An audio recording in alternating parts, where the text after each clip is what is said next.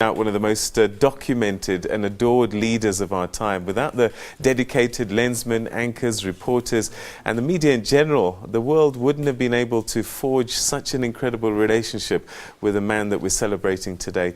Among the many journalists who over the years developed a relationship with Tata Madiba, as they fondly remember him, our respected photojournalist Eric Miller, who joins us from our Cape Town studios. Very good morning to you, Eric. Are you there? Yes, morning Peter. Thank you. I'm very happy to be here. Great. Thanks so much for being with us. We're going to be chatting to Eric, who's in Cape Town, and also in the studio here, I'm joined by magazine editor, Forbes Africa, Chris Bishop. Thank you very much, and welcome to the program. Thank you very much indeed. And you used to be one of ours as well, didn't you? I did. Yeah. I worked in this building for many years. But just thinking about Mandela now at press conferences, one thing I'll miss when they used to walk in and say, "Hello, young people." And I used to look around everyone in their 40s and 50s. I thought, well, perhaps we are to him. Absolutely. And our very own Sophie Mokoena, who everybody has seen often on our screens, particularly covering our political stories. Sophie, thank you very much for joining us as well. Thank you, Peter. All right, let me start with you then. Do you remember your first encounter with Tata Madiba as a journalist? Yes, I remember my first encounter. I was working for a radio station called Sesotho Stereo then, which is now called Lesedi FM. I was a current affairs anchor for a morning current affairs show. So it was during that time when former President Mandela was going through this divorce process. And therefore, every morning I had to update my viewers in terms of what happened at the court. So every morning after the current affairs, which ended at around 7, I would go to the High Court, sit there, take notes and listen.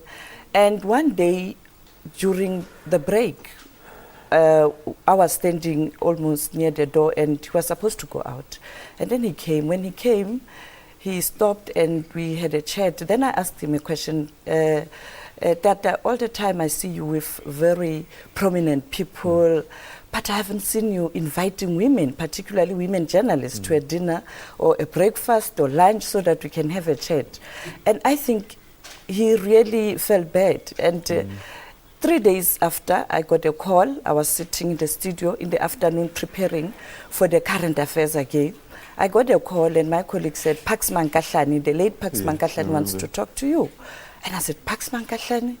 In the presidency? What have I done? Okay. What have I done?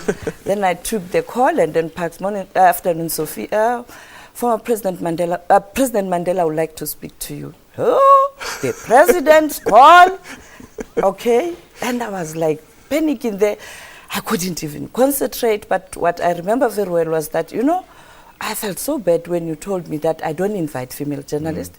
I therefore want you to compile a list of your colleagues at the SABC, female. Wow. And I'll come back to you with a date. In fact, Pax Mankahlani will come back to you so that you can come with your colleagues and have a dinner and we can chat. Wow. And indeed, it happened. We compiled a list and we went to Tata's house, Mahlabandlovu, the presidential house then, before it became Mahlabandlovu. And we had dinner. It was so nice, and all of us, and that's how it started. It's incredible, isn't it? And that was the value of this man. Yes. All right, okay. We're going to talk to Chris and Eric just now to get their takes on that. But let's join Chriselda Lewis, who's also out and about. Let's find out where she is and